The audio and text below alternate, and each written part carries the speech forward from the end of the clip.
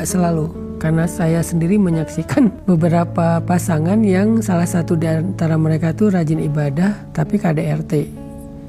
Bukan hanya rajin ibadah sih, ya solehnya soleh, secara ritual soleh banget sih, secara ilmu juga tinggi banget, tapi KDRT. Ada juga yang dia tuh giliran bab ibadahnya tuh bagus, tapi dia nggak memperhatikan hak pasangan.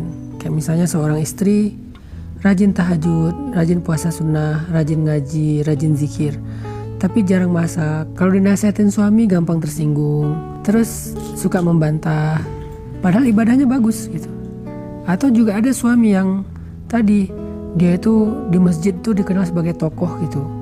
Bisa jadi dia ketua DKM, bisa jadi dia penasehat, bisa jadi dia guru ngaji juga gitu ya.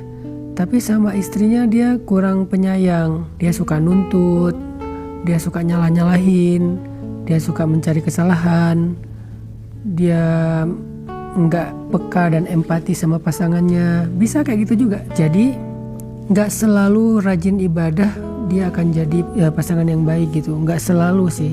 Tapi itu jadi salah satu syarat, cuman bukan selalu kayak gitu. Makanya terus selain ibadah apa yang kita lihat Ustadz?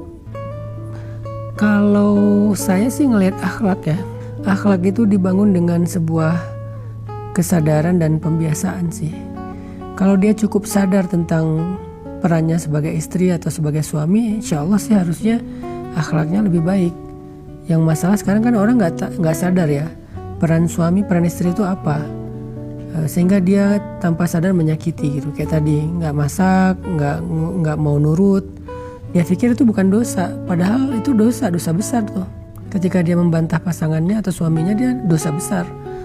Bahasa Islamnya kufrul iyal namanya, durhaka kepada suami. Atau begitu juga suami, kadang dia sama orang lain itu royal, sama istrinya tuh dia agak pelit.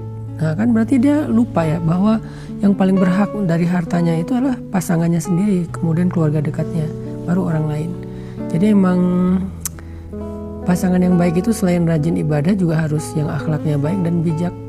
Orang yang udah utuh gitu secara pemikiran ya. Karena sekarang ini banyak orang yang pemikirannya cacat, parsial gitu. Satu sisi dia kayak sempurna, sisi lain dia cacat. Allahu a'lam.